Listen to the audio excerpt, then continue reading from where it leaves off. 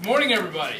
It's been a extremely fast but fun 2014, and today we are proud and pleased to let everyone know that the El Paso Chihuahuas are extending their player development contract and affiliation with the San Diego Padres to run for the next 2 seasons. So the team we started with is going to be the team we continue with here at Southwest University Park, and we're very thankful for all the players that frankly have made this a lot of fun, have had a deep connection with our fans, and our manager Pat Murphy, who's been just exceptional, and then of course all the Padres management and ownership, who's been great to work with and just a wonderful partner to get this inaugural season under our belt. So, any questions? Talk about the Padres' reaction on the season here in Southwest University Park. I think they were very appreciative and quite frankly surprised at how passionate our fan base has been, how knowledgeable, how dedicated. I mean, you look at other ballparks, they don't wear as much of their team's gear as these people do. They don't stay as long. They don't recognize situations as well as our people do in certain points of the game. And the players see that, and it does make them play a little bit harder when they're here. They know that they've got people backing them every night, and over 8,100 of them. So it's impactful. I understand that the new GM, AJ Preller, was here over the weekend. Yeah, AJ was here. Alan Ledford, our president, and I had a chance to speak with AJ. He's got a really unique look at some things I think he wants to do for and with the Padres, but also just some opportunities involving their top farm club, which is El Paso. And there's going to be some opportunities we're all going to look at together to potentially co-brand, market together, and see how we can feed off of each other. And of course, strengthen the farm system too. Do you delve a little deeper into that? Yeah, I think some of the things that are important to the Padres and AJ are perhaps doing some winter caravan kind of opportunities here where we can get some off-season traction with our partner, the Padres, and do some neat events with some high-profile folks from San Diego potentially here, and I think there's even some opportunities to mix some fun things in with spring training. What are their options? I'm sorry? What are their options for your PDC? Well, right now, you know, the one we wanted to be with was San Diego. I mean, there's probably other teams that were coming up that you could talk to, but we had a window where we could renew with the Padres before anything else, and it was the right thing to do. Did you have any discussions with any other teams? No, I mean, you can't talk to anybody until you get to a certain point. I think it's probably sometime in the next week.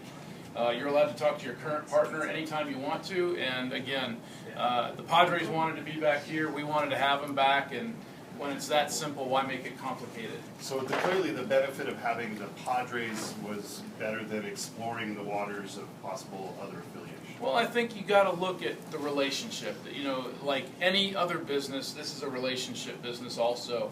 And when you got people in the player development department and the management of the Padres like they have, you got a manager like Pat Murphy like we have, and then you see some of the players that talk so profoundly about their love for this city, it all just fits together. So, you know, again, if it's easy, let's keep it easy. We both like being with each other, and it worked well. And this team won 11 of their last 14 to finish 500 and finish in second place in their inaugural season.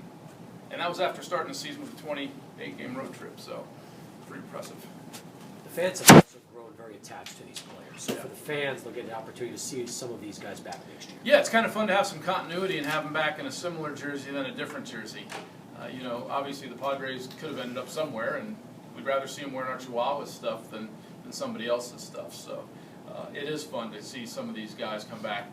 We hope all of them can make it to the big leagues, with the Padres or somewhere else, but if they're going to be in AAA, it's great that they're going to be here with us. With the national appeal of this season, ESPN, everything, the dog jerseys, how do you expand the brand, and have you even thought about that yet? Yeah, and that's something we've already started working on. You know, here we sit at September, the 3rd, and we've already kind of ankle deep into 2015 with our promotions, our themes, but just this morning we talked about creating a reading program to get deeper into the schools. So there are things that we work on daily to continue to do this. It's going to continue to be our mission to be involved in our community 365 days a year, not just during the season, and that's one way to extend the brand. But I think also we're going to keep paying attention to what all the successful teams in our industry do and pick their brains. We're going to be going to a minor league promotional seminar here at the end of September, and we'll be attending the winter meetings in December, and those where you learn things from the top operators, and you figure out some of the things they're doing and how we can grow, because we've said this before, we don't want to just throw our hat out on the field next year and assume we're just going to draw 548,000 people again. We're going to earn it, we're going to continue to service people and have a lot of fun and work hard. Was part of this agreement that the Padres wanted to be back here because they realized that anybody would be happy here after the year that it's had, and that this is obviously one of the best minor league baseball cities? Or? They played in almost every other PCL city this year, and they said that there was no other atmosphere like this one. And we got that compliment and those comments from visiting teams as well. There is an energy here that is different. And yeah, why would you not want to call this home? Absolutely. Well, that said, did we get more from the Padres? Is there a better deal here? Because you could have shopped yourself with just about anybody and they would have wanted to be here because of the season you had and everything you had. Are they giving us more? Are they doing something more for us? Because this is such a great place to play minor league. Well, again, we talked about the possible extensions of co-branding, their team with our team, with events that could happen over the off-season, potential items that could happen with spring training, some fun for fans going back and forth. Those are the kind of things that are important because that creates a connection. And I think to the Padres' credit, they also know there's a fan base to be had here potentially in El Paso. This is a rich baseball town. These people know the game here, and they're going to follow somebody or somebodies. And the Padres are starting to get a lot of merchandise around town. And, you know, there's probably some Padres fans around here before, but I would imagine there's probably a few more than there were a year ago. And they recognize that. AJ's trip here on the weekend, did that have a lot to do with that? Say maybe locking it up, keeping you guys from shopping and saying, hey, we want to be here, let's do this, let's get it over with? Well, I think one of the things that was no secret, we wanted to talk to AJ and hear his vision about what he had in mind for the Padres and their progression and how it fit for their top farm team. And yeah, that's important. Sure, we want to know kind of what's on the map for them. He's got a million other higher priority things to do, I'm sure, as the GM of a Major League Baseball team. So for him to carve out the kind of time he did to come talk to us and be very engaged, frankly. He spent time all over this ballpark and was mesmerized, like many people are, by coming here. But he saw the atmosphere firsthand. Alan and I had a chance to sit down and talk to him, and there was a lot of healthy conversation about the direction that he wants to go in. So, of course, that helps.